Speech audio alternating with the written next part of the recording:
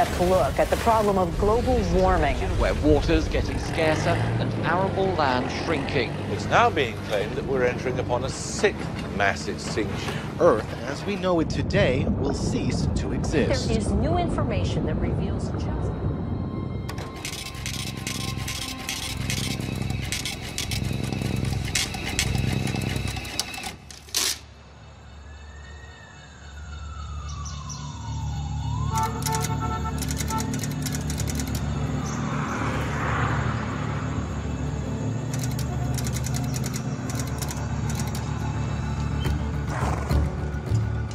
Et si les marchés économiques et financiers parvenaient à sauver la planète?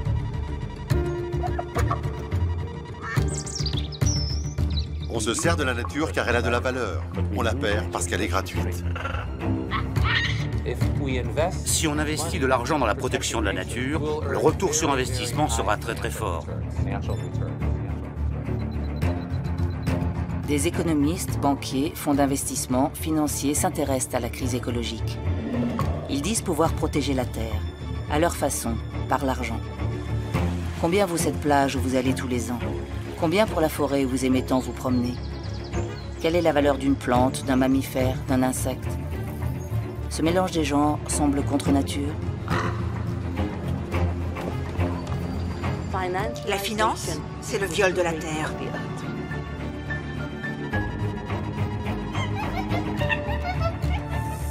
Des espèces en voie d'extinction, des forêts sont traitées comme des produits bancaires. La protection de l'environnement est le nouvel Eldorado pour faire des profits. Les marchés économiques pourraient-ils réussir là où le politique a pour l'instant échoué? Avec quel risque? À quel prix?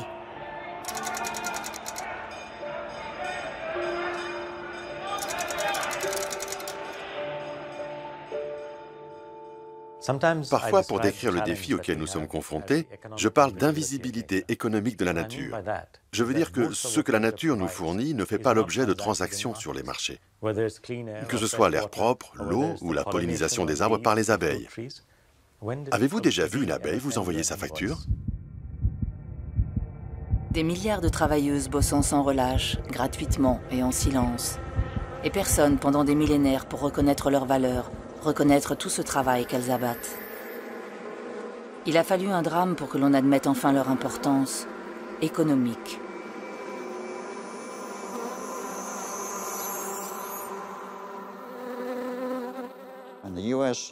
Aux États-Unis, la plupart des abeilles sont mortes.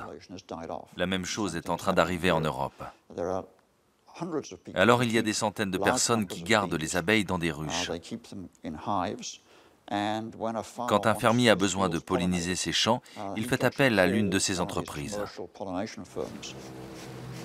Il y a un tarif pour louer des millions d'abeilles pendant une semaine pour polliniser les récoltes.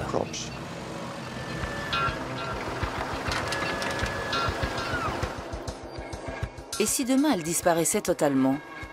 Si l'on devait remplacer les petites pattes des abeilles par les mains des hommes, et donc les rémunérer? Le service de pollinisation par les abeilles est invisible pour l'économie, mais on a calculé que sa valeur est de 200 milliards de dollars. Cela représente presque 8% de la production agricole sur Terre. On les regarde différemment, ces abeilles, quand on sait qu'elles valent 200 milliards, non? Tout de suite, on y prête plus attention. La richesse au bout de la ruche et nous, les hommes, n'y avions rien compris.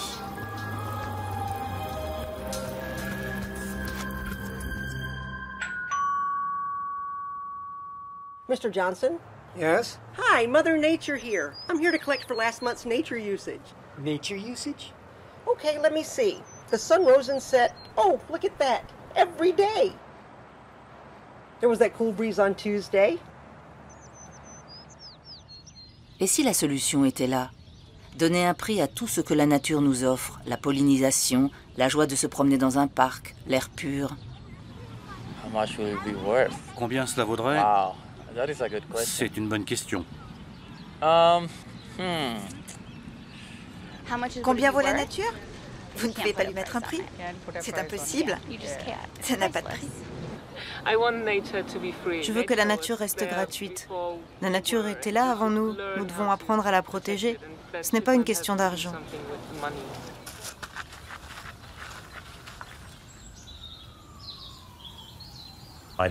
Mes filles vivent dans un appartement que nous avons à New York, sur la 56e rue. Mais le même appartement, sur la 58e, j'ai vérifié, valait 2 fois plus. Pourquoi pensez-vous qu'un même appartement entre la 56e et la 58e rue coûte le double? Parce que celui sur la 58e donne sur Central Park. La simple possibilité de voir du verre vaut $1 million. And I see you're running a little behind on your oxygen bill. I wouldn't let that continue very long if I were you, Mr. Johnson. Well, I'm a little short this week, so So, will that be cash or charge? Il y a une citation d'Oscar Wilde qui dit « Les cyniques connaissent le prix de tout et la valeur de rien ». Je ne suis pas cynique et je pense que connaître le prix de la nature, c'est aussi lui reconnaître de la valeur. Parce que, encore une fois, aujourd'hui, dans le système tel qu'il fonctionne, on peut le regretter, mais ce qui n'est pas compté ne compte pas.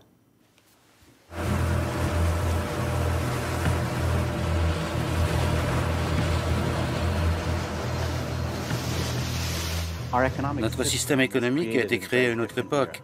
Il a été créé il y a des centaines d'années, à un moment où ce qui avait de la valeur, ce qui était rare, était le capital et le travail.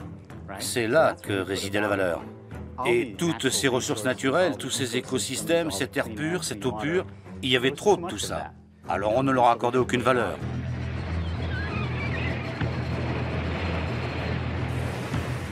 Avoir de l'air pur, de l'eau, des espèces animales à profusion, quel intérêt pour les marchés? Ils n'aiment ni l'abondance, ni la gratuité. L'équation est en train de changer. La nature mise à prix, l'Eldorado du XXIe siècle. Un nouvel espace économique s'est ouvert, immense. Le retour sur investissement est prometteur. Il intéresse désormais les banques, la finance, des multinationales et les États. Tous en sont conscients. Sur une planète morte, personne ne fera plus d'affaires.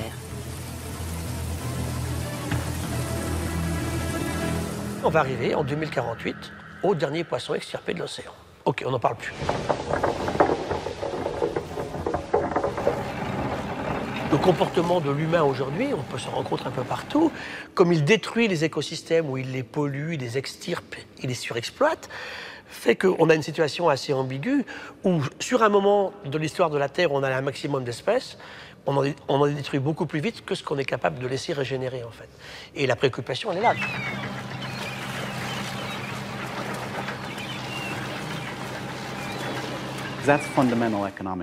C'est une théorie économique fondamentale. L'offre et la demande. Plus il y a d'offres de quelque chose, moins c'est cher. Moins il y a de demande, moins c'est cher. Mais plus il y a de demande d'une chose rare, plus c'est cher.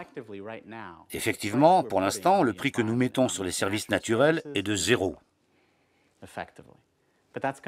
Mais cela va changer parce que l'offre de ressources naturelles continue de diminuer et la demande des gens continue de croître.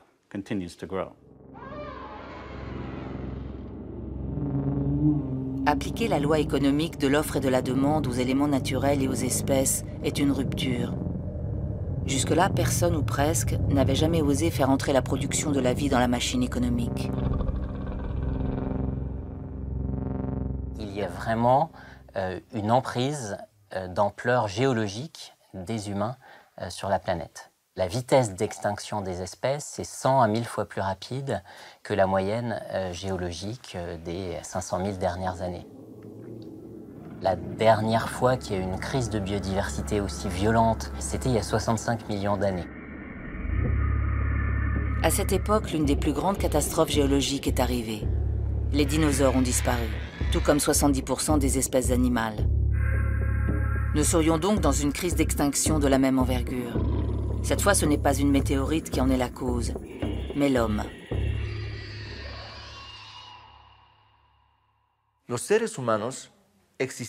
Les êtres humains existent depuis des millions d'années, mais ce processus de destruction de la nature n'existe que depuis les 150 dernières années. En d'autres termes, ce ne sont pas les humains qui détruisent la nature, mais un système économique. Depuis la révolution industrielle, la population mondiale a été multipliée par 6. la consommation d'eau par 3. Le taux de carbone dans l'atmosphère a doublé. La Terre s'est réchauffée. La moitié des forêts tropicales a disparu. Notre empreinte écologique s'est alourdie. Pour assouvir nos besoins, nous utilisons aujourd'hui les ressources d'une Terre et demie. Si nous continuons sur notre modèle de consommation, nous aurons besoin de 2 planètes en 2030, 2,5 en 2050. Que se passera-t-il s'il y a beaucoup moins d'arbres? S'il n'y a plus l'eau potable dont nous avons besoin, là où nous en avons besoin, quand nous en avons besoin? S'il n'y a plus suffisamment d'air pur? Tout cela devient plus rare. Alors on va commencer à mettre un prix sur ces services, à évaluer le coût de leur destruction. Nous croyons qu'il y a des opportunités, que l'on va pouvoir profiter de cette transition. D'ailleurs, les affaires ont déjà commencé. À 200 km de Los Angeles se trouve une mouche. La mouche, sans doute, la plus chère du monde.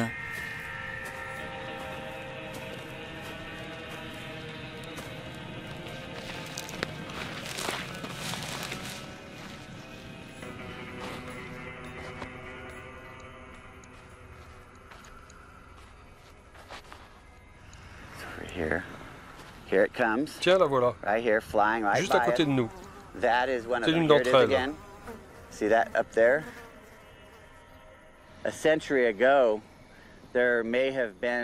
Il y a un siècle, cette mouche avait une centaine de kilomètres carrés pour vivre dans ces dunes.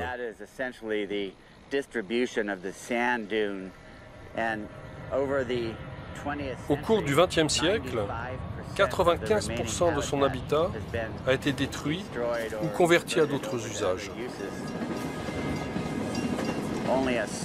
Seule une partie des 5% restants abrite encore des populations saines de cet insecte rare, cette mouche des sables amoureuse des fleurs, comme on l'appelle.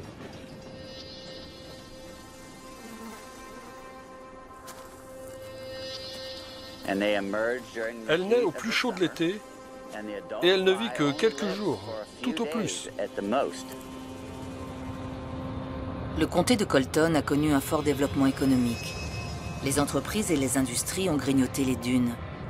La mouche des sables amoureuse des fleurs a ainsi décroché un bien triste trophée, devenir la première mouche américaine en voie d'extinction. Pour la protéger, en 1993, l'État a interdit toute nouvelle activité. Plus de construction, plus d'installation, Colton croissance zéro, tout ça à cause d'une bestiole. Les habitants ici veulent du travail.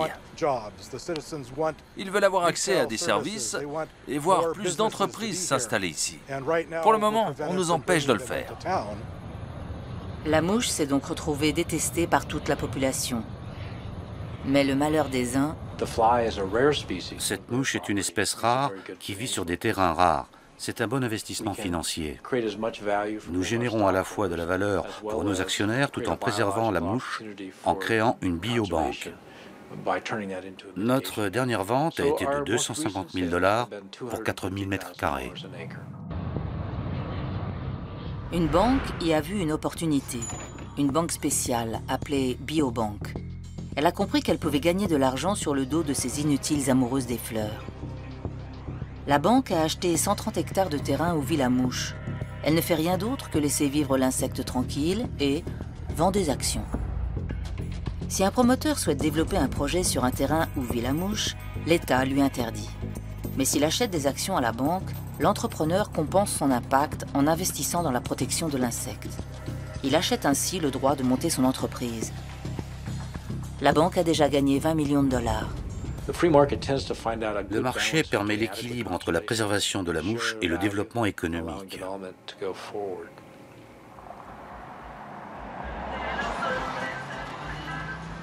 Une banque qui protège une espèce et qui fait des profits, un système gagnant-gagnant, non? Il y a juste auprès des habitants que la banque ne fait toujours pas mouche. Cette mouche est en train de gagner la guerre. Avec ces mouches, on a déjà perdu des millions et des millions, des années et des années. De toute façon, on ne peut pas remplacer ce que l'on a perdu. Ça coûterait moins cher d'aller tuer ces mouches que de compenser. Je plaisante, bien sûr. Mais c'est vrai. Tellement vrai.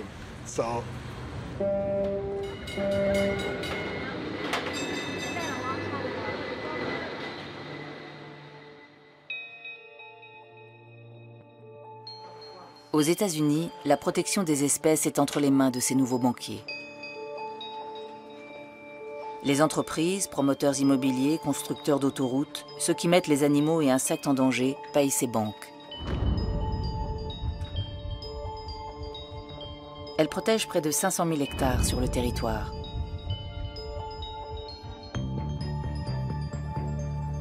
Elles vendent des actions marécages, des actions cactus, des actions chiens de prairie ou encore des actions lézards.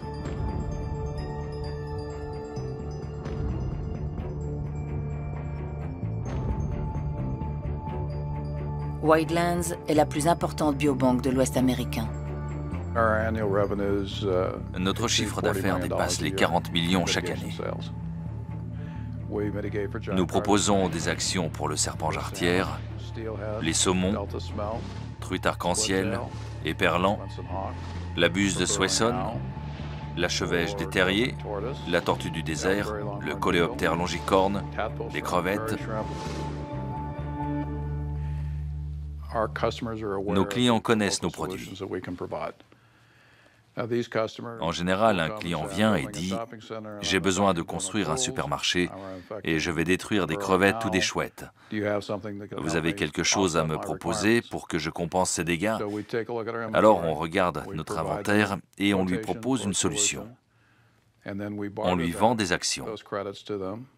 On le soulage de sa responsabilité. C'est comme un certificat de bonne volonté.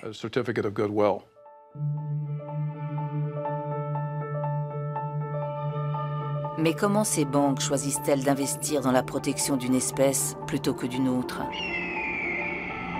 Que deviennent les animaux en voie d'extinction dans ces zones américaines où personne n'habite, où il n'y a pas de développement économique, donc personne pour acheter des actions? Le choix de protéger une espèce ou une autre dépend de la demande du marché. Acheter des terrains, les protéger, en acheter des nouveaux, c'est une chance exceptionnelle d'avoir un modèle économique qui défend la nature. Si nous n'étions pas rentables, nous n'aurions pas les moyens de réinvestir dans des nouveaux projets. Étonnant, non? La loi du marché appliquée aux espèces en danger. Comment peut-on laisser des banques, même bio, décider quelles espèces méritent ou non d'être sauvées? Celles qui valent la peine de vivre, celles qui doivent mourir sur l'autel de la rentabilité.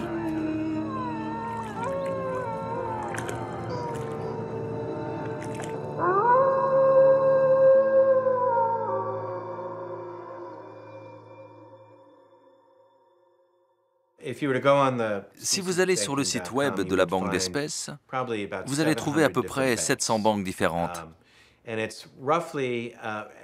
Le marché tourne autour de 2,5 à 4 milliards de dollars par an.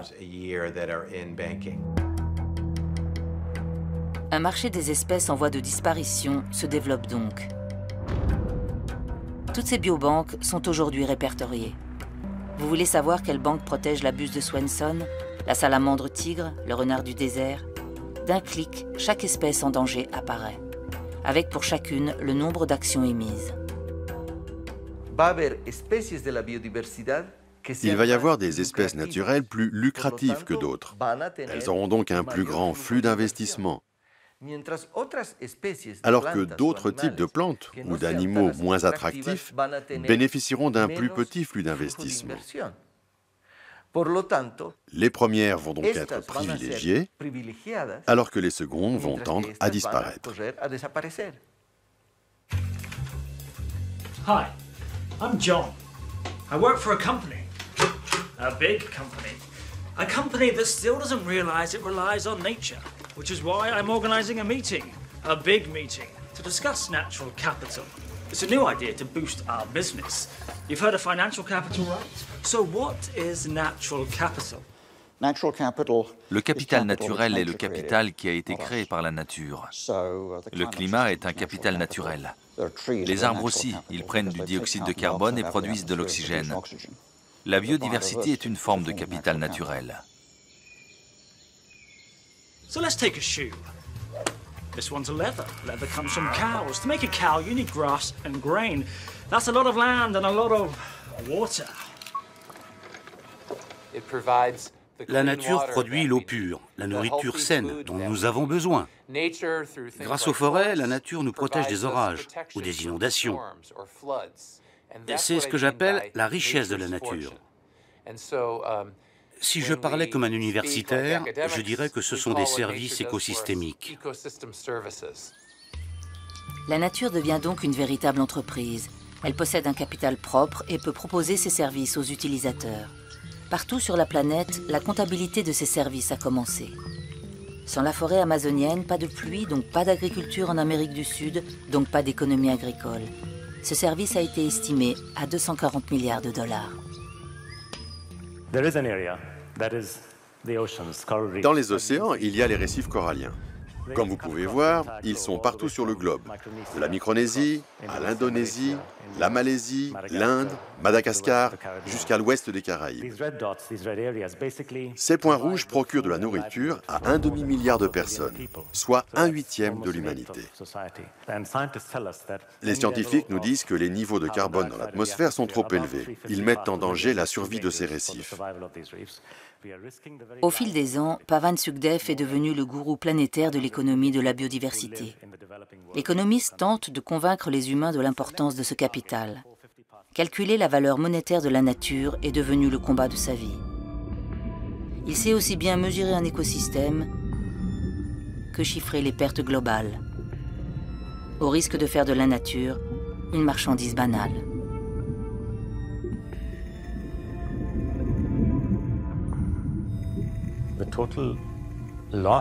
Chaque année, la perte de valeur est de 2 à 4 trillions de dollars, c'est-à-dire entre 2 et 4 millions de dollars. C'est presque du même ordre que les pertes que nous avons subies lors de la crise financière de 2008. Cela nous montre à quel point ces pertes sont importantes. Pourtant, elles sont invisibles parce qu'on ne compte pas ce capital quand il disparaît, que ce soit une forêt ou un marais. On ne compte pas ces pertes car on ne compte pas les revenus. Ces actifs sont invisibles. C'est toujours le même problème, l'invisibilité économique de la nature. La nature n'a pas été produite pour être vendue. Des tas d'objets sont produits spécifiquement pour être vendus. C'est leur destin, je dirais. La nature n'a pas été produite pour être vendue, ce n'est pas un bien économique comme les autres. La nature n'a pas de valeur économique intrinsèque, qu'il faudrait rendre visible, qu'il s'agirait de révéler, et que le marché révélerait. Ça, c'est ce qu'on entend aujourd'hui par les tenants de la marchandisation des services écosystémiques, marchandisation de la nature. L'idée qu'il y aurait une valeur intrinsèque qu'on a toujours oubliée, qui est invisible et qu'il faudrait rendre visible. Il y a des gens qui n'aiment pas que l'on donne un prix à la nature. Ils pensent qu'on ne peut pas mesurer sa valeur, que y associer le profit n'est pas une bonne chose. C'est ne pas regarder plus loin que le bout de son nez.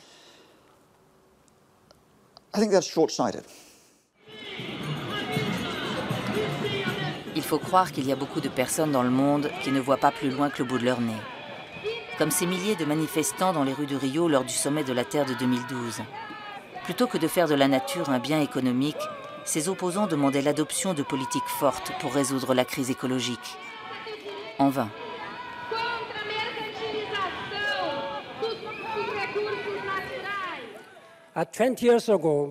Il y a 20 ans, le sommet de la Terre a mis le développement durable à l'ordre du jour. Je vais être franc. Nos efforts n'ont pas été à la hauteur du défi. Nous jouons au poker avec notre planète. Nous n'agissons pas assez vite. Plus de pauvreté, plus de conflits et plus de destruction de l'environnement. D'un côté, des politiques incapables d'apporter une solution globale. De l'autre, des marchés émergents qui préservent quelques espèces et habitats. Certains ont choisi le camp de la soi-disant efficacité économique.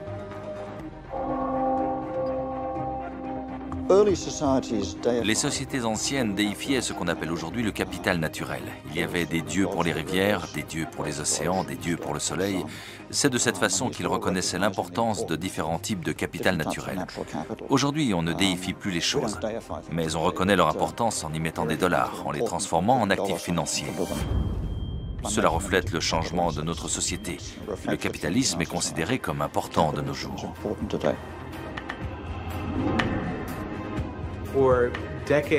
Pendant des décennies et des décennies, nous avons essayé de sauver la biodiversité et les forêts, juste avec notre bonté, parce que nous savions que c'était la bonne action à faire.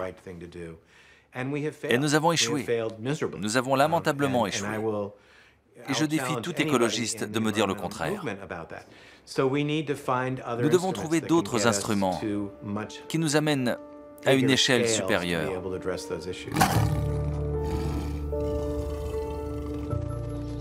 La petite maison est charmante et discrète. Elle abrite une entreprise qui gagne en puissance d'année en année. La place de marché des écosystèmes est une société basée à Washington qui édite de l'information financière.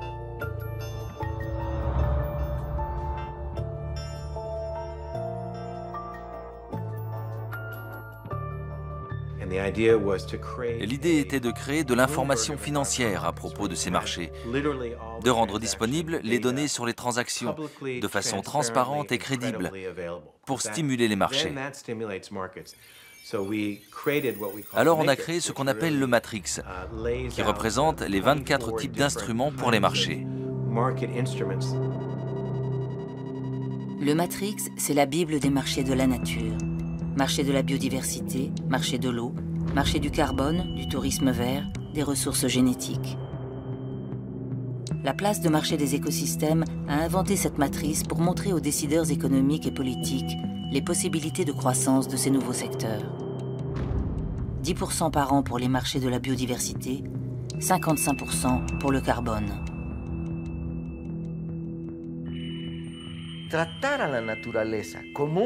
Considérer la nature comme un capital est une absurdité. Car cela signifie utiliser la nature comme on utilise une technologie pour investir et obtenir plus de bénéfices. C'est ça l'idée qu'ils proposent. Ils sont fous.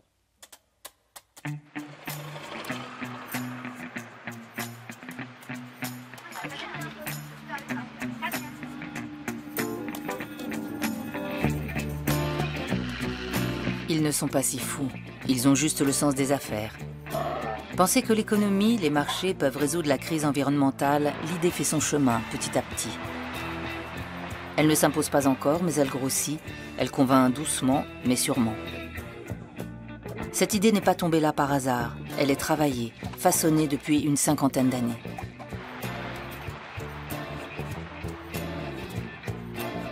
La décennie 65-75 est une décennie d'avancée des régulations environnementales. Il y a toute une série de lois qui sont mises en avant pour la qualité de l'eau, la qualité de l'air, la protection des espaces et des espèces. Ça va faire très peur à un certain nombre d'organisations industrielles, de lobbies, qui vont essayer de mettre en place un contre-mouvement, un contre-feu à ces avancées environnementales. C'est ce que les historiens américains appellent l'environmental backlash, donc le retour de bâton environnemental. Ces lobbies ont trouvé un porte-parole en Ronald Reagan. Pendant sa campagne, le candidat accuse le président Carter en exercice de casser la croissance avec ses règles environnementales. Il se rend dans une usine où des milliers de personnes ont été licenciées à cause, selon lui, de l'EPA, l'Agence de protection de l'environnement. Reagan's tour of the decaying hearths and furnaces was a symbolic effort to remind voters that tough times arrived here while Jimmy Carter was president. It was closed down for two reasons, dumping and the EPA, forcing costs on them for environmental protection to meet their mandates that could not be afforded. There was no way to do it.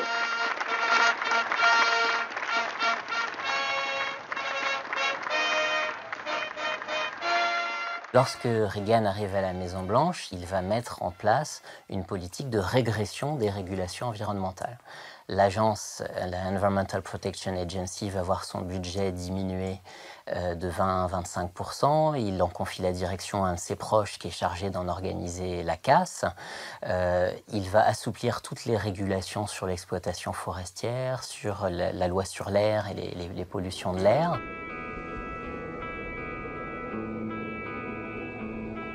Les réglementations environnementales sont donc révisées à la baisse, flexibilisées, ouvrant la voie à la naissance d'instruments de marché supposés sauver la nature sur fond de recul des moyens publics.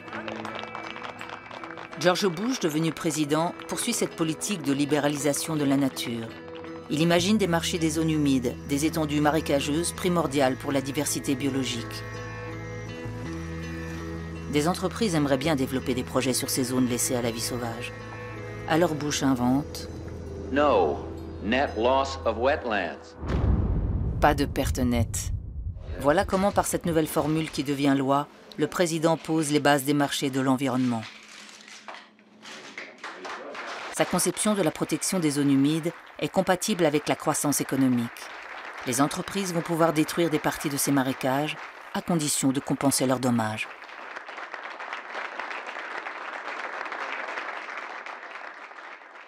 Et à partir de 1991, les premières banques de biodiversité, d'habitat puis d'espèces vont être mises en place autour de cette idée du no net loss.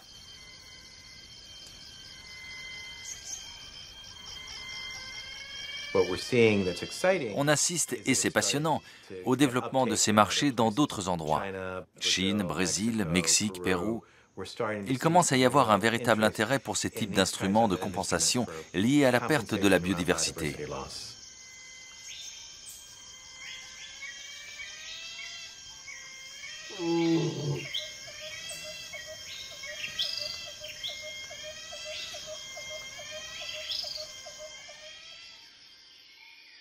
Cette jungle sur Bornéo vaut aujourd'hui 34 millions de dollars. Elle a été achetée par un fonds d'investissement qui a monté la plus grande biobanque du monde. Elle cherche à rentabiliser son investissement auprès de ses clients, des fonds de pension et des compagnies d'assurance.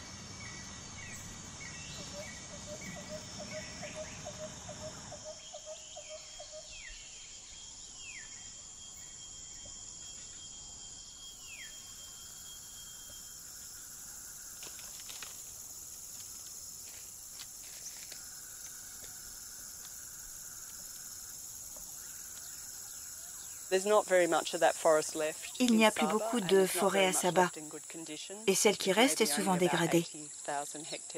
Il reste seulement 80 000 hectares de forêt primaire dans la plaine.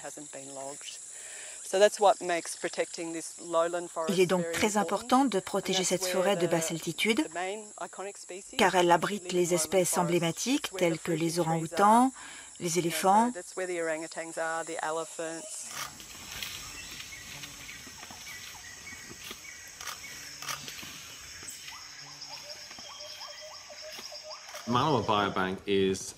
La Malwa Bank est une réserve de 34 000 hectares de forêt dans la partie malaisienne de l'île de Bornéo. Ce qui est unique dans ce projet, c'est que nous avons choisi d'avoir une approche commerciale de la protection de la forêt. Nous essayons de rentabiliser sa valeur écologique. Bornéo est la 3e plus grande île au monde. Sa forêt a près de 150 millions d'années. Elle couvrait la totalité de l'île en 1900. Les 2 tiers ont presque disparu.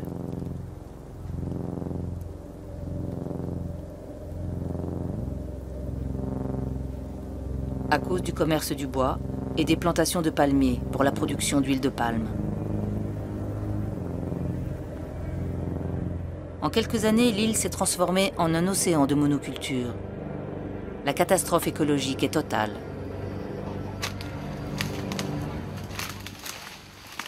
À ce rythme, les orang-outans auront disparu d'ici la fin de la décennie, comme l'éléphant pygmée et d'autres espèces. Si Malwa arrive à convertir la valeur écologique de cette forêt en valeur monétaire, cela donnerait un prix aux orang-outans qui, pour l'instant, n'ont aucune valeur. Donc, l'entreprise d'huile de palme voisine serait obligée de payer pour avoir le droit de détruire cette forêt et de l'exploiter.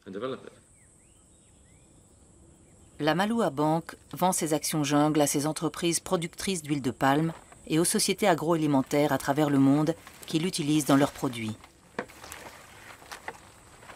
Faire payer ceux qui détruisent la forêt primaire peut-il permettre de sauver les grands singes?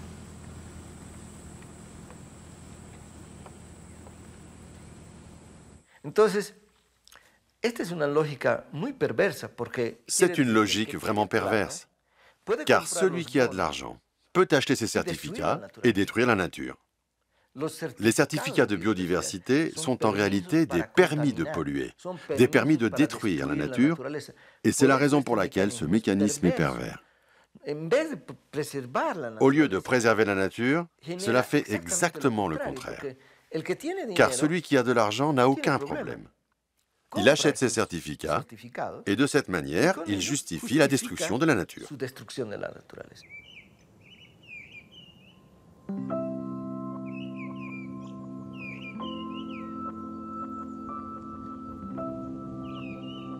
Le modèle économique de la Malua Bank n'est pas encore rentable, mais des acteurs traditionnels de poids croient en son avenir. Elle a été la toute première banque à publier fin 2013 un rapport sur le capital naturel. Ces marchés de l'environnement, qui étaient vus comme un secteur économique très restreint, une niche, apparaissent aujourd'hui comme prometteurs. Les questions autour du capital naturel sont fondamentales. Elles vont déterminer notre façon de vivre dans le futur. Il y aura peut-être des migrations de populations humaines, d'espèces, des changements énormes dans la façon dont les gens vivent. Les investisseurs prennent davantage en compte le capital naturel. Ils se rendent compte que cela peut être une contrainte ou une opportunité économique. Ils pensent à la façon dont leurs investissements vont générer de la valeur pour leurs actionnaires. Cela signifie qu'ils doivent anticiper l'approvisionnement en capital naturel, anticiper les changements dans les ressources naturelles.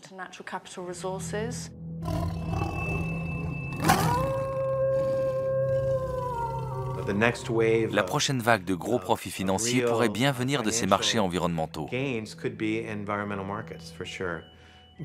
Les banques regardent aussi bien les risques que les opportunités. Je pense que toutes se rendent compte et reconnaissent maintenant que les ressources naturelles sont très importantes. Alors JP Morgan Chase, Merrill Lynch, Bank of America, toutes ces banques majeures sont les institutions qui investissent dans les entreprises qui ont des projets qui auront un impact sur la biodiversité, positif ou négatif. Alors elles sont une pièce très importante de notre coalition. Voici donc qui se trouve derrière la place de marché des écosystèmes, qui est intéressé par l'évolution de ces marchés, par leur potentiel, qui siège dans ces différents conseils d'administration ou de surveillance. On croise ces noms qui ravivent quelques souvenirs.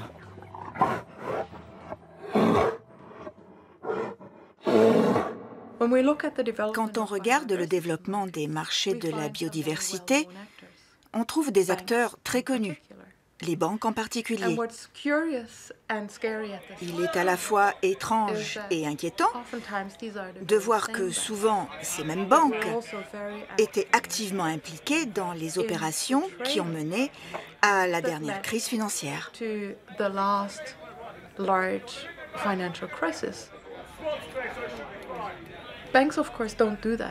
Les banques, bien sûr, ne font pas ça parce qu'elles ont à cœur la protection de la nature. Elles le font parce qu'elles y voient une opportunité. Elles veulent installer les bases de ces nouveaux marchés financiers.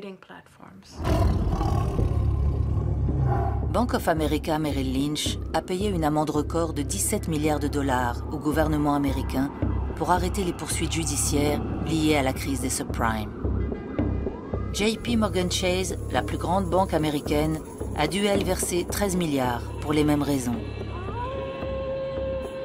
Citigroup a été sauvée de la banqueroute par ce même gouvernement américain. Elle a versé des centaines de millions pour échapper aux poursuites de ses clients lésés. On trouve encore des entreprises montées par des anciens de la banque Goldman Sachs. Goldman Sachs qui a fait des milliards de bénéfices lors de cette crise en spéculant.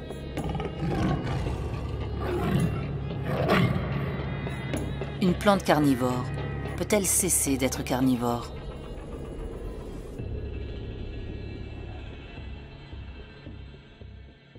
Vous pensez peut-être qu'ils sont les méchants. Ils ont peut-être même été des méchants par le passé. Mais peut-être étaient-ils méchants parce qu'ils ont fait des erreurs. Ils faisaient de leur mieux. Mais si on pouvait convertir un méchant ou quelqu'un qui ne faisait pas attention en un allié, si on arrivait à faire cela, on pourrait accomplir beaucoup plus de choses. C'est le patron de l'une des plus importantes organisations américaines de protection de la nature qui vient de parler. Son propos est assez inattendu, n'est-ce pas? The Nature Conservancy compte près d'1 million de membres et protège des millions d'hectares de terre et de zones marines dans le monde. Alors, naïveté ou stratégie? J'ai eu beaucoup de chance de travailler chez Goldman Sachs. J'ai été un banquier d'affaires classique pendant plus de 20 ans. Avant de rejoindre The Nature Conservancy, j'ai dirigé la stratégie environnementale de la banque.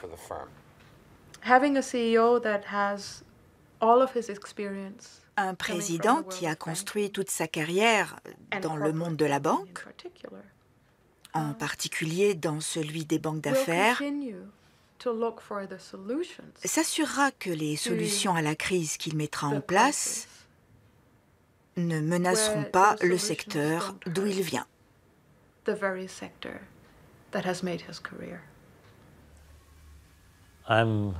Je suis banquier. Je comprends la différence entre les prix et les valeurs. Je comprends aussi que la valeur de la nature est immense, mais que nous n'avons pas appris à l'apprécier. Pavan Sukhdev est la référence mondiale du capital naturel, l'homme qui a le plus d'influence. Aujourd'hui à la tête d'une société de conseil, il a fait sa carrière à la Deutsche Bank. Pour lui, calculer la valeur de la nature n'en fait pas une marchandise. Il espère juste rendre les États plus conscients de leur richesse écologique, les entreprises plus responsables. Un banquier peut-il ainsi changer de nature? L'économie est juste une arme. La direction dans laquelle vous tirez est un choix éthique. Avec cette arme, j'ai fait le choix moral de tirer dans la bonne direction. Avec son arme économique, l'écologiste banquier a tiré ses munitions sur les politiques. Il a déjà gagné la bataille des idées auprès des institutions internationales et de leurs dirigeants. La situation au sein de l'Union européenne pourrait bien sûr être meilleure. Malgré les nombreuses actions que nous avons menées, seulement 17% des habitats et des espèces et 11% des écosystèmes sont en bon état. Je pense qu'il n'y a rien à cacher. De toute évidence, nous avons échoué. C'est la face cachée de notre développement. Les entreprises qui assurent notre confort de vie, avec le lot de conséquences que nous ne voulons pas voir. Industrie pétrolière, chimique, sidérurgique, des zones où l'air est empli de particules de dioxyde de carbone, soufre, benzène, hydrocarbures. L'Europe s'est urbanisée, industrialisée. Dans ces zones, les hommes sont malades et la biodiversité se meurt.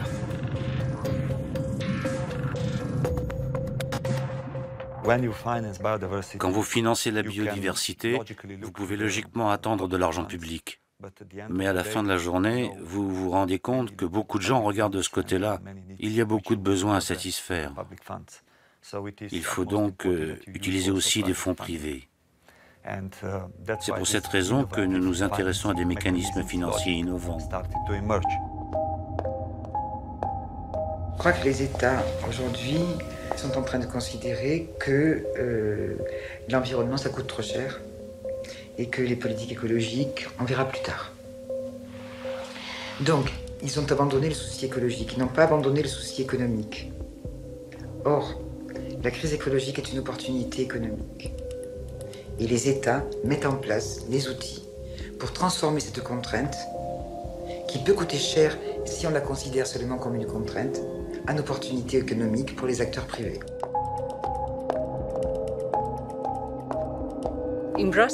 À Bruxelles, qui est la capitale des lobbies de l'Union européenne, vous avez entre 15 000 et 50 000 lobbyistes. Et la plupart travaillent pour des entreprises. Nous voulons ce partenariat avec le secteur privé. Sans lui, nous n'avons pratiquement aucune chance d'y arriver.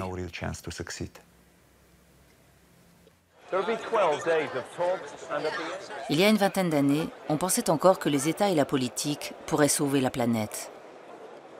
Une centaine de chefs d'État avaient fait le déplacement au sommet de la Terre de Rio. L'événement était alors le plus grand rassemblement de dirigeants du monde. Seule une poignée d'entreprises était présente. À cette époque, préserver l'environnement avec l'aide d'entreprises ne venait à l'idée de personne. En 1992, au sommet de la Terre, il y avait principalement des représentants des gouvernements et quelques représentants de la société civile. Ils pensaient tous que les entreprises étaient mauvaises, qu'elles étaient la cause de tous leurs problèmes, qu'elles étaient responsables de la destruction de l'environnement. Le Conseil mondial des entreprises pour le développement durable est un groupe de 200 multinationales. Beaucoup d'entre elles ont un sérieux passif sur les questions environnementales comme Rio Tinto, Shell, BP, etc. Le Conseil mondial a été créé en 1992 pour influencer le sommet de Rio. En 2 décennies, ces multinationales ont constitué un véritable lobby. Je pense que doucement, mais sûrement, nous allons devenir des partenaires égaux dans la discussion. J'exprime peut-être un rêve plutôt qu'une réalité, mais c'est une tendance que je vois se dessiner. À l'échelle mondiale, nous ne trouverons les solutions à ce débat que si les entreprises et les États deviennent égaux dans les discussions. Paris gagné. Pour le sommet de la Terre en 2012, les Nations Unies ont déroulé le tapis rouge à ces multinationales.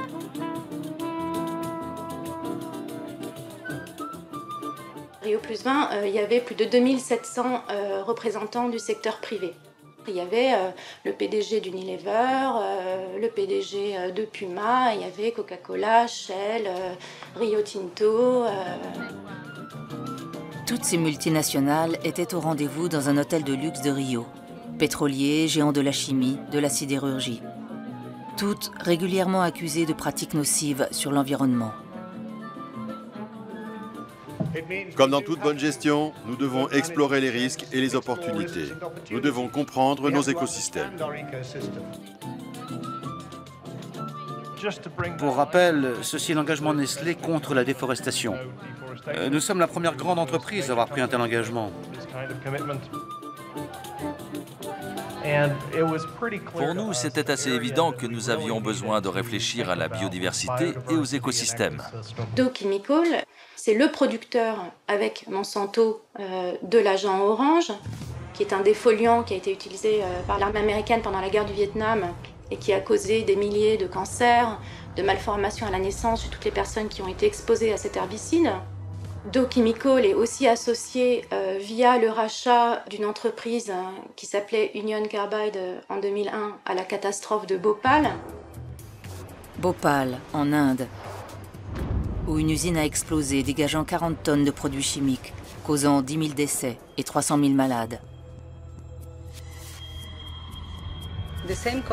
Ces mêmes entreprises, qui appartiennent donc à ce groupe, font au quotidien exactement l'inverse,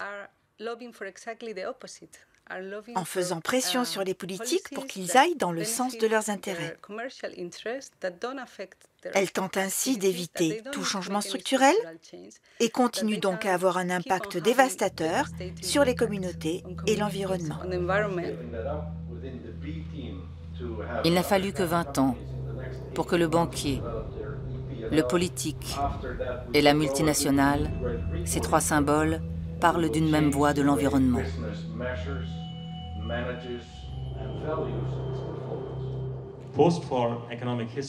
Notre histoire économique récente est passionnante. Nous avons vu l'émergence de sociétés multinationales. Une partie de leur développement et une partie de leur succès s'est faite grâce aux dérégulations et aux innovations dans les marchés commerciaux et financiers. En fait, je crois vraiment que je ne parle pas d'intérêt pour l'environnement ici. Je parle d'un besoin pour une nouvelle politique industrielle. Alors, en réalité, il ne s'agit pas de croissance verte. Il s'agit de croissance tout court.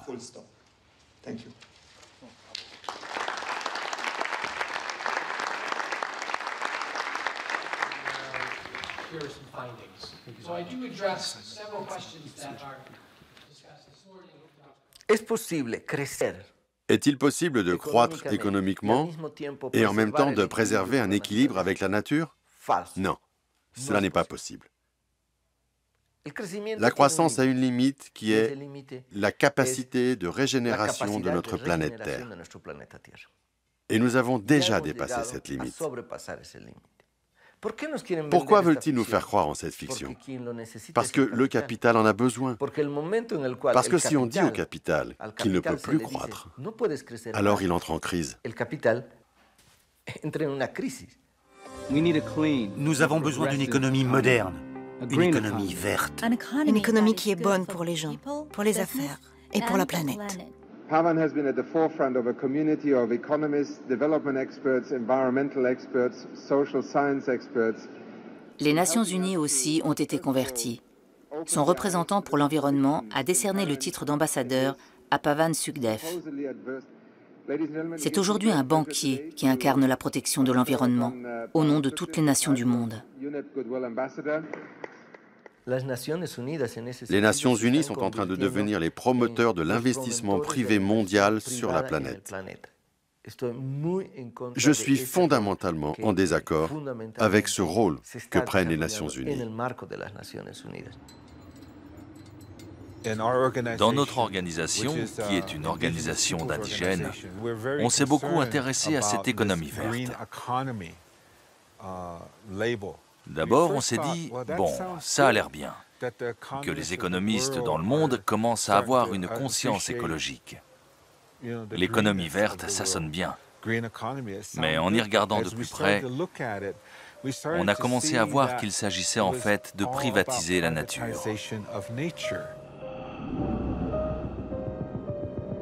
Alors, les Nations Unies, les multinationales, les banquiers, les politiques, tous dans un même sac? Y aurait-il un complot international contre les intérêts de la nature? Et si au contraire, cette collaboration était notre seul salut, le seul salut pour la Terre?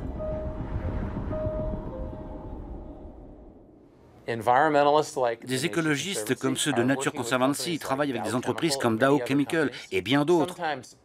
Parfois, les gens me disent « Mais Marc, pourquoi travailles-tu avec des entreprises qui ont une telle empreinte environnementale ?» Je leur dis « Mais c'est exactement pour cela qu'on doit travailler avec eux. »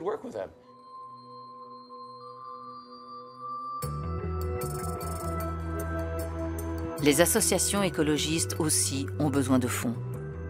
Protéger la nature coûte cher, les donations ne suffisent pas.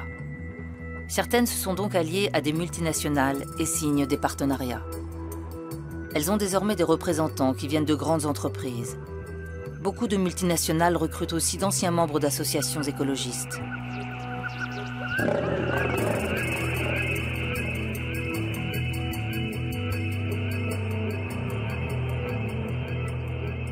À ce jeu, qui influence qui? Si vous travaillez dans un secteur comme celui de Coca-Cola, il est assez facile de comprendre qu'il faut faire attention aux sources d'eau potable. Et bien sûr, ils le comprennent.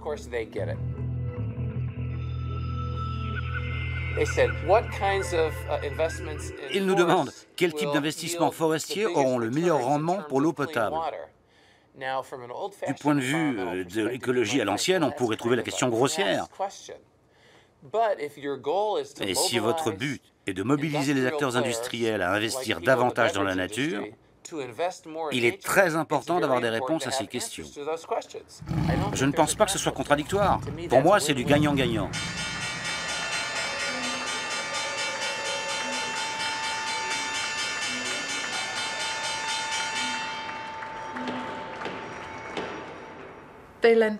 Ils prêtent leur nom, ils prêtent leur logo, ils prêtent leur contact, ils mettent leur expérience au service du développement de ces marchés.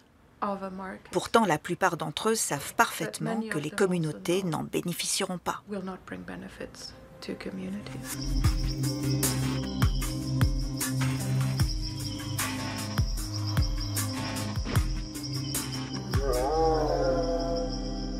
Pourtant, on aurait envie d'y croire à ce meilleur des mondes. Croire que les banques et les multinationales se sont converties. croire qu'elles ont foi en ce capital naturel. Croire que la protection de la nature s'est révélée à elles.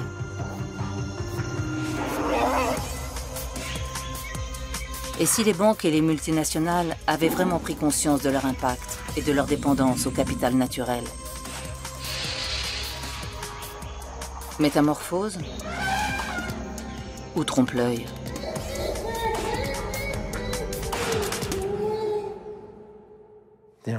Je suis un type ambitieux, comme vous l'avez remarqué. Je pense qu'on peut faire ça, changer les règles du jeu.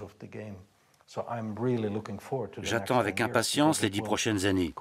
On va complètement transformer la manière dont nous gérons nos économies. On va trouver un équilibre entre succès économique et financier, succès environnemental et succès social. Si l'on peut faire ça, alors ma vision, 9 milliards de personnes vivant tous correctement dans les limites de notre planète, sera une réalité. C'est ainsi que nous mesurerons le succès de notre économie.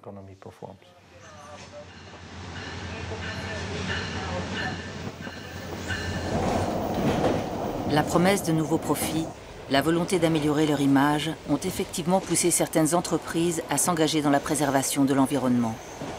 Vale est un géant minier. Elle est membre du Conseil mondial des entreprises pour le développement durable. Son train est une institution au Brésil.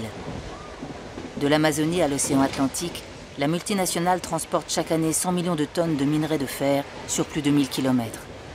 La population profite de ce train Vale, comme on l'appelle ici.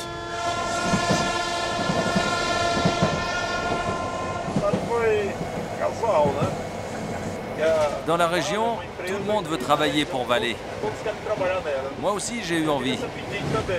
Et j'ai eu la chance de commencer à travailler sur le train.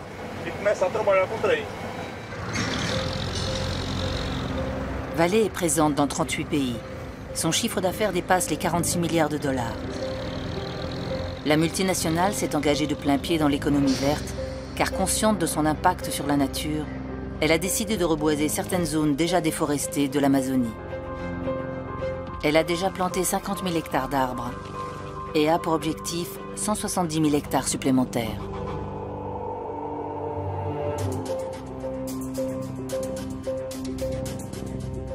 Vale, aus Brasilien, der Sieger des Public Eye Awards 2012. Pourtant, en 2012, Vale a reçu le prix international de la honte et de l'irresponsabilité. With these nominations, some of the worst examples of corporate irresponsibility in the last year have been identified. What is needed is not just the recognition of what is wrong with, say, their environmental and labor practices, but systemic improvements. I hope that these awards will raise consciousness of some of the kinds of worst practices that are going on in the world today. Qu'a donc fait Vale pour mériter une telle récompense? Qu'a-t-elle donc fait pour qu'un mouvement international de victimes voie le jour, alors que la multinationale dit dépenser plus d'1 milliard de dollars chaque année en faveur du développement durable?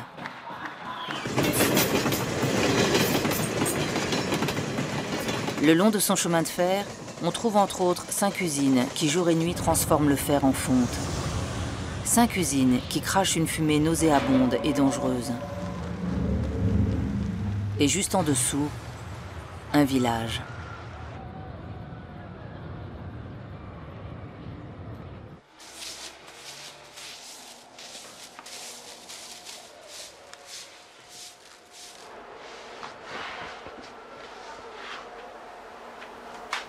Ça, c'est la poussière qui vient des usines tous les jours. C'est impossible que tout reste propre. On nettoie. Aujourd'hui, par exemple, j'ai nettoyé ce matin. Et là, c'est déjà comme ça. Et ma mère, qui n'a jamais fumé, a des poumons comme ça. Si nous restons ici, notre destin, c'est la mort.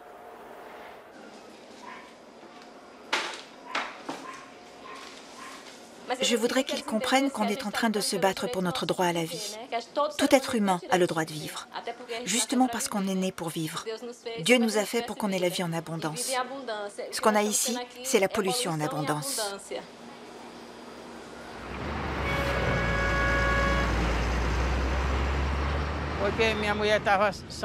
Ma femme était en bonne santé quand on est arrivé ici. Mais au bout de 3 ans, elle a eu un cancer du sein. Elle est allée à l'hôpital pour se faire opérer et on lui a retiré un sein. Le docteur a demandé si on habitait près d'une usine sidérurgique où il y avait de la pollution. On a répondu que oui. Alors il nous a dit d'aller ailleurs, car on n'allait pas pouvoir continuer à vivre comme ça. Pourtant, aux yeux du monde des affaires et des actionnaires bien sûr, Vale s'est forgé une image verte. En plein cœur de l'Amazonie, la multinationale exploite la plus importante mine de fer de la planète. Et si elle plante volontairement des arbres pour compenser son impact, elle sait aussi transformer sa bonne action en action financière rentable sur les marchés. Ces investissements lui permettent d'être coté en bourse à l'index du développement durable. Le fait que Vale ait investi et placé en bourse cette responsabilité environnementale, c'est juste une nouvelle manière de recueillir des fonds. Il est évident que sa préoccupation est bien plus financière qu'environnementale. En guise de forêt amazonienne replantée, Vale ne fait pousser qu'une seule espèce d'arbre, l'eucalyptus.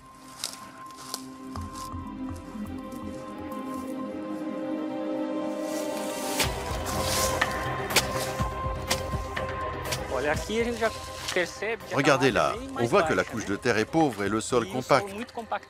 Alors que pour faire naître la vie, le sol doit être poreux. Car quelle est la principale fonction du sol? C'est de stocker l'eau. Si l'eau n'est pas stockée, le processus biologique du sol ne peut pas se produire. Les micro-organismes ont du mal à travailler. Alors tout ce processus qui se met en place ici va aboutir à ce qu'on appelle déjà un désert vert. À quelques kilomètres de là, dans une forêt naturelle, ce qu'on remarque tout de suite ici, c'est une odeur différente. D'abord la couleur, l'odeur de la terre, une odeur vivante. On s'aperçoit que ce sol ici est différent de celui que nous avons vu avant. On peut voir ici d'innombrables racines d'autres espèces de plantes qui sont autour des plus grandes ici. Alors ça rend le sol arable, capable d'absorber l'eau de la pluie. Et ça offre les conditions idéales pour que les micro-organismes puissent travailler ce sol. Cette matière morte se transformera de nouveau en vie. Dans moins de 30 ans, toutes ces terres où il y a des eucalyptus seront devenues stériles. D'ici là, les marchés financiers auront récompensé chaque année l'investissement vert de Vale. À la fin, la multinationale gagnera encore de l'argent en vendant ses arbres pour produire du biocarburant. Arriver à faire passer une monoculture d'eucalyptus pour la forêt amazonienne millénaire, voici l'une des mystifications de l'économie verte. Un mensonge sur la capacité des marchés économiques et financiers à préserver la biodiversité. Les marchés de la biodiversité ne sont pas une nouvelle invention. Il y a déjà d'autres types de marchés qui concernent la nature et que l'on peut observer, voir comment ils fonctionnent, qui gagne, qui perd, quand ils sont mis en place. Delegates from around the world gathered here by the hundreds to discuss climate change and its consequences. Global warming would be far more permanent. En décembre 1997, au Japon, une majorité de pays signent le protocole de Kyoto. Ils reconnaissent ainsi les risques liés au changement climatique et s'engagent à moins polluer. One leading theory is that it's caused when carbon dioxide and other man-made gases are released into the air and trap heat, much like a greenhouse. La science nous dit qu'on a un problème d'émission de carbone dans l'atmosphère. On commence à trouver des solutions pour le résoudre, comme planter des forêts, les entretenir, pratiquer l'agriculture durable. Les gens ont considéré cela comme étant le moyen le moins cher et le plus efficace pour extraire ce carbone de l'atmosphère. Peu importe d'où vient le carbone, où il ressort. On peut donc avoir une plateforme d'échange globale pour le carbone qui est parfaite du point de vue du marché mondial de matières premières.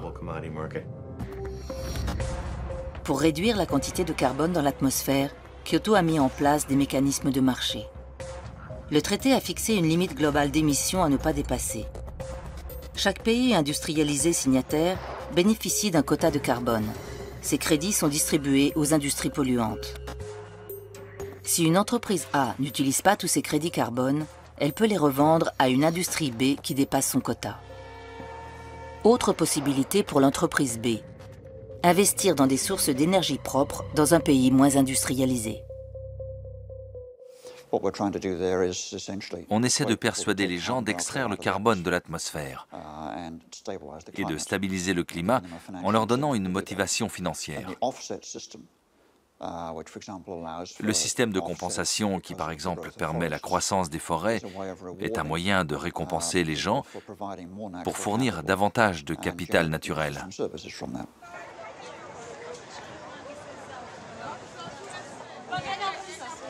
C'est ainsi que des entreprises occidentales ont commencé à investir dans la protection ou la plantation de forêts dans les pays du Sud.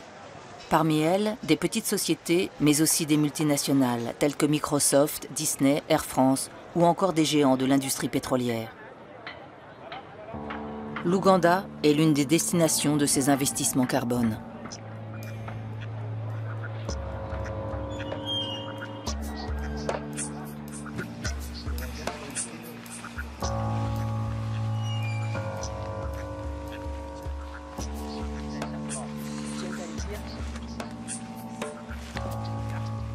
Pour obtenir les volumes et quantités de carbone dont on dispose, on doit mesurer les arbres que l'on a, le diamètre, la hauteur, et puis on prend ces valeurs, on les met dans les formulaires, et après calcul, on obtient la quantité totale de carbone dont on dispose.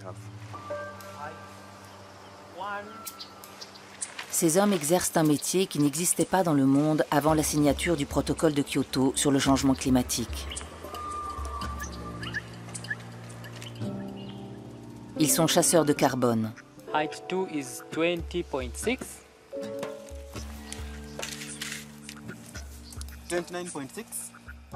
25.0. 18.1. 25.4. Chaque tonne de CO2 stockée dans les arbres ouvre droit à un crédit carbone. Crédit que l'entreprise allemande Global Woods propose sur le marché international. Avec l'achat de ces certificats, on peut compenser cette émission excessive de carbone en Europe et contribuer activement et durablement à la protection climatique.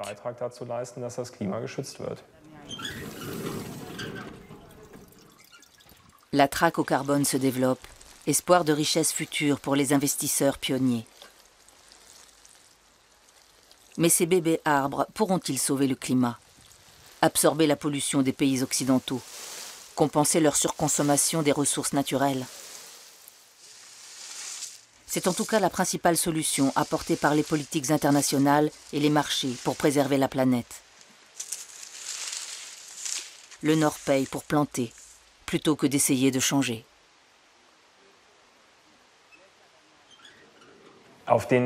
Sur les 5000 hectares de surface où nous avons planté des arbres en Ouganda, il y a environ 1 million de tonnes de carbone qui sont stockées. Et cela correspond à la quantité de CO2 qu'émettent 100 000 personnes en Europe centrale pendant un an. Et finalement, ce qui est vendu sur le marché, ce sont des papiers. Des papiers qui indiquent que lorsque tu les achètes, tu acquiers 20 tonnes de dioxyde de carbone, que tu peux donc rejeter dans la nature, car dans une autre partie du monde, il y a une forêt qui absorbe ces 20 tonnes de dioxyde de carbone. Nous avons étudié tout cela de près et c'est très alarmant, parce que les chiffres ne tombent pas juste. Ce qu'ils mettent en place, c'est un mécanisme trompeur qui permet aux pollueurs du Nord de continuer à brûler l'énergie fossile.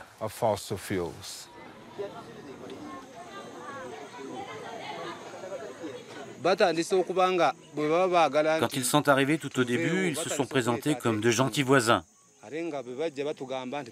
Mais si on est vraiment des gentils voisins, A-t-on besoin d'une Kalachnikov pour venir nous expulser? Nous n'avons plus rien à manger. Les enfants passent des journées le ventre vide. Il n'y a même plus de quoi payer l'école. Nous voulons continuer à cultiver encore dans les bois. Ils pourraient au moins venir en paix, sans nous arrêter, car nous ne sommes pas violents et nous ne possédons pas d'armes pour leur résister. Nous pourrons ainsi trouver un accord à l'amiable. Mais enfermer quelqu'un sans lui laisser la possibilité de cultiver ne fait qu'entraîner la pauvreté. Auparavant, les terres des plantations de Global Woods étaient utilisées par les villageois, sans autorisation certes. Mais dans ce pays si pauvre, les gens y cultivaient de quoi manger ou vendre sur les marchés. Les éleveurs faisaient paître leurs troupeaux. Tout a changé avec l'arrivée de Global Woods. Recherchons responsable de sécurité. Définition du poste. Empêcher les cultures dans la forêt. Qualité demandée. Être formé dans le maintien de l'ordre. Avoir acquis des compétences militaires. Être entraîné aux arts martiaux.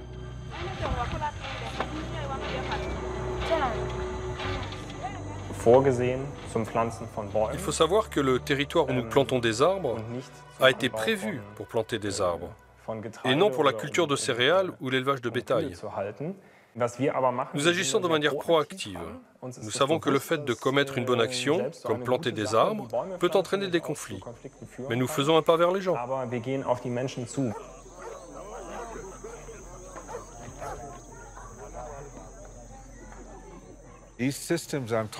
Ces mécanismes utilisent nos arbres, nos forêts, particulièrement dans l'hémisphère sud, dans les pays en voie de développement, chez les peuples indigènes qui sont nos frères et sœurs. Ils les utilisent dans ce grand système du marché du carbone. Utiliser des terres pour y vivre et cultiver de quoi manger ou pour replanter des arbres. Est-ce aux populations du Sud de porter le sauvetage du climat déglingué par les pays du Nord? Pour protéger des forêts dans différents endroits d'Afrique, des villageois ont été expulsés. Ils ont vu leurs maisons brûler. Au Honduras, des dizaines de paysans sont déjà morts pour avoir manifesté contre ce même type d'expulsion. Comment des arbres peuvent-ils avoir plus de valeur que des hommes? Notre peuple meurt littéralement. Nous mourrons. C'est une forme de génocide. C'est un génocide contre notre peuple.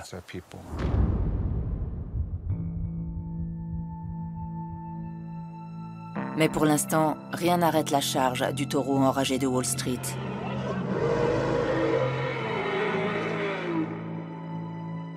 Il ne se soucie guère des gens sur son passage quand il trouve de nouveaux secteurs pour engendrer du cash.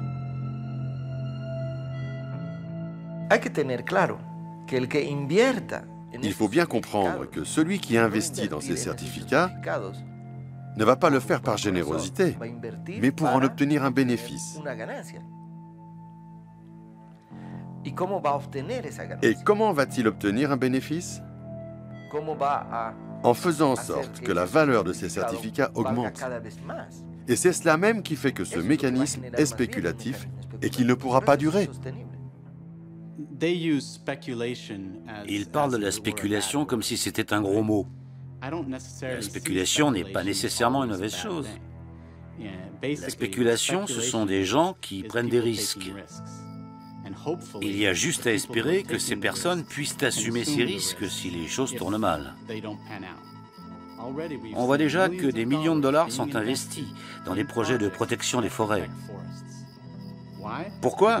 Parce que les gens espèrent pouvoir gagner de l'argent en vendant des crédits carbone à l'avenir.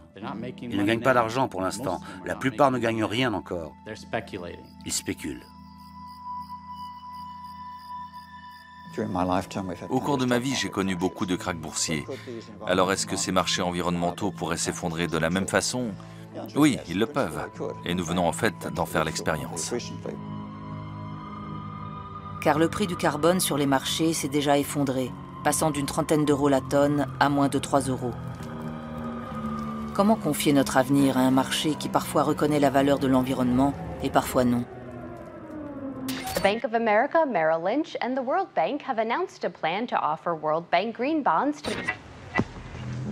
Depuis quelques années, de grandes banques et des sociétés proposent des obligations vertes, un produit monétaire inventé par la Banque mondiale. Elles en ont déjà émis des dizaines de milliards de dollars pour, selon elles, réorienter la finance vers l'environnement. D'autres établissements bancaires ont signé la déclaration du capital naturel, un engagement à intégrer la protection de la nature dans leurs produits. Quelle est la garantie que cette finance dite verte soit bénéfique pour la planète? Il y a fort à parier que les banques, les traders, développeront l'infrastructure de ce nouveau marché avec une perspective qui leur sera profitable à eux et non pas à la nature, comme ils l'ont fait lors de la crise financière de 2008-2009. Ces dérivés, ces produits financiers qui étaient vendus très rapidement, n'ont pas aidé les propriétaires de maisons à rembourser sainement leur emprunt. Non, ils ont été créés et utilisés pour accroître les possibilités de profit des banques. La crise financière est partie d'ici. Les banques ont joué sur un rêve, celui de posséder sa propre maison. Aux États-Unis, elles ont fait miroiter cette illusion à des foyers modestes, fragiles. Quand les familles ont été incapables de rembourser leurs prêts, le château de cartes s'est effondré. Et la crise des subprimes a mis des millions d'Américains à la rue. Le monde a basculé dans une crise sociale.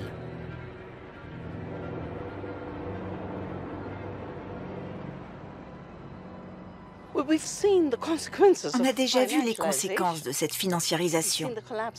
On a vu l'effondrement de Wall Street.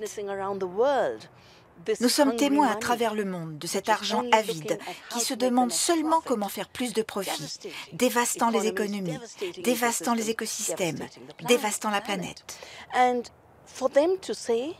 Et ils viennent nous expliquer que si la planète est détruite, c'est parce qu'il n'y a pas de prix. C'est très simple, il suffit de faire une carte. Partout où on a mis un prix, les minerais ont été extraits, la terre a été violée. Partout où il y a de la déférence et du respect, la nature reste intacte. Les preuves sont très très claires. Ce sont les prix qui ont conduit à la dégradation et à la destruction. Les prix et la financiarisation sont un fléau que nous devons surmonter. C'est comme un cancer sur cette planète et dans l'esprit humain.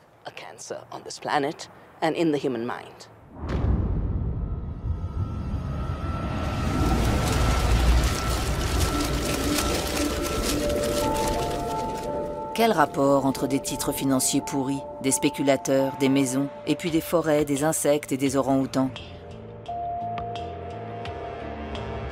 Dans la vieille économie, quand un foyer voulait acheter une maison, il allait voir son banquier qui évaluait ses capacités de remboursement et lui attribuait ou non un prêt. La crise l'a révélé au monde entier. Ces dettes des ménages sont transformées en titres financiers, puis achetées par des investisseurs, puis séparées en tranches, mélangées à d'autres dettes pour en faire des produits dérivés plus ou moins risqués, donc plus ou moins rentables, puis placées sur des marchés financiers.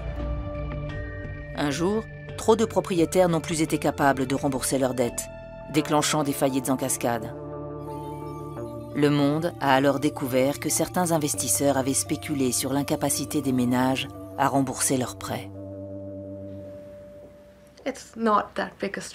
Il ne faut pas faire un gros effort d'imagination pour utiliser la même logique, pour diviser les crédits biodiversité et diviser ainsi la biodiversité elle-même et dire « Vous pouvez désormais spéculer sur la date d'extinction de telle espèce ».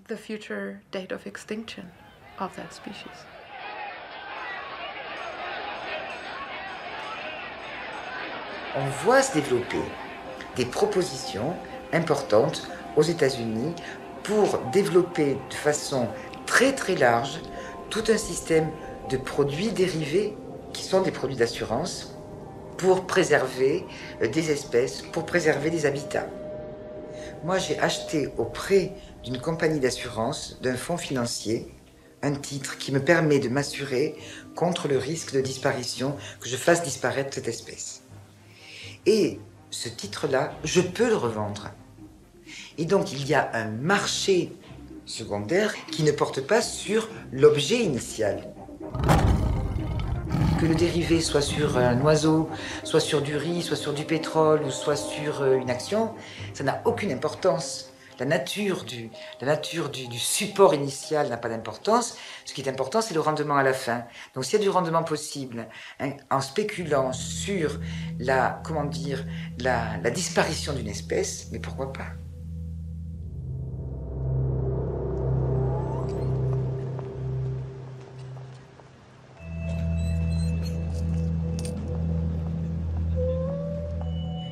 Oui, les titrisations sont parfois mauvaises et elles ont conduit à la débâcle financière. Mais il peut y en avoir de très très bonnes. Alors on ne doit pas les abandonner, on doit juste les améliorer.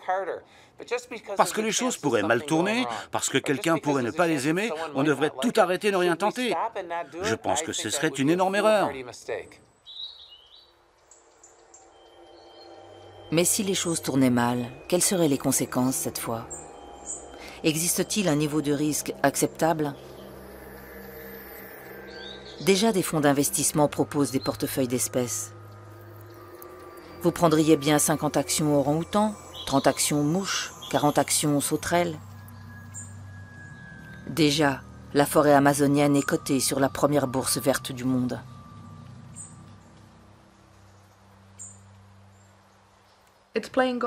C'est jouer à Dieu, c'est se prendre pour Dieu. Lorsque ceux qui prônent ce concept se rendront compte que même aujourd'hui on ne peut pas se prendre pour Dieu, les dégâts seront déjà faits. Pour moi, ces peurs sont des peurs idéologiques. Il y a ceux qui voudraient vendre la nature, ils adoreraient avoir la possibilité d'acheter ou vendre des espèces. Mais c'est dommage parce que ce n'est pas notre travail. Notre travail, c'est de nous assurer que la valeur de la nature soit reconnue et intégrée. Et puis, il y a ceux qui sont politiquement allergiques à toute forme de reconnaissance du capital. Pour eux, c'est une religion. Ils se battront contre tous ceux qui diront économie ou capital. Certains diront, mais c'est la théorie du complot, ça ne se passera pas du tout comme ça. Ce n'est pas le but de la comptabilisation de la nature, ce n'est pas ce qu'on veut.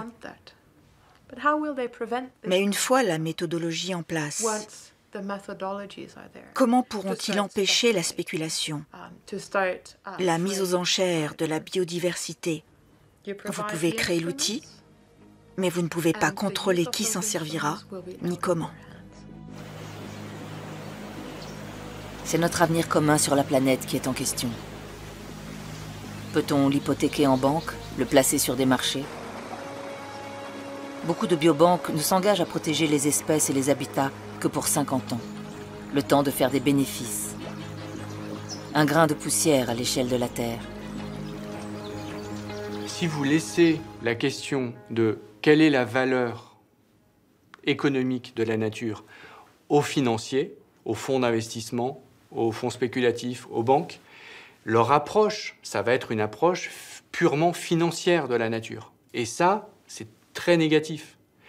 Mais je ne vois pas au nom de quoi le politique ne pourrait pas dire oui à une valeur économique, comme c'est le cas pour l'immense majorité des biens que nous produisons et que nous consommons, mais pas de valeur spéculative, pas de mécanisme qui permettent à cette valeur de l'économie réelle, hop, d'être détournée par une financiarisation excessive.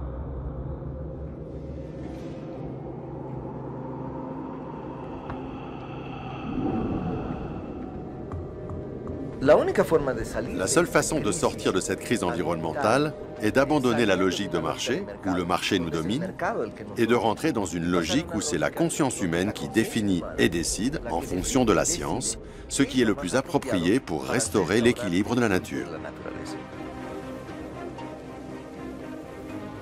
Nous devons apprendre à sortir de cette logique de marché, où tout a un prix et rien n'a de valeur. Et puis comprendre que la nature ne peut pas avoir de prix. L'humanité doit trouver une autre voie, comme elle l'a fait pendant la plus grande partie de son histoire. La valeur de la nature n'a jamais été mesurée par l'argent.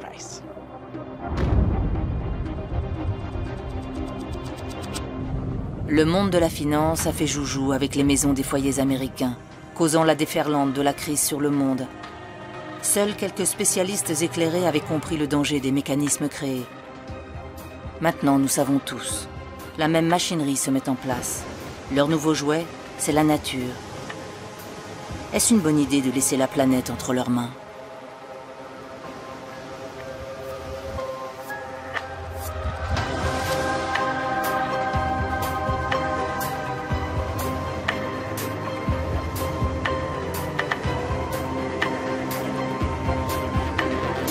Quand on fait une prise de sang, et que vous allez au laboratoire vous faire mesurer vos ions du sang, hein, le sodium, tiens, intéressant, c'est un ion d'Olmers, hein, les chlorures, le potassium, le magnésium, intéressant. Pourquoi on a ça dans notre sang? Parce que ça vient de l'océan ancestral. Aujourd'hui, hein, l'histoire d'un sang humain, il raconte l'histoire de l'océan. Quand la vie sort des océans, il y a à peu près 440 millions d'années à peu près. Gardons de l'humilité, on est un morceau d'océan. Cette vie, on ne peut pas s'en passer. On ne mange que du vivant, on ne coopère qu'avec du vivant. Si on oublie ça, bon, c'est un suicide collectif, tout simplement. Hein. Puis souvent, on me dit, oui, vous battez pour sauver la planète. Ils s'en fout, la planète, complètement. On se bat pour garder du bien-être de l'humain sur la planète. C'est un petit peu différent, finalement.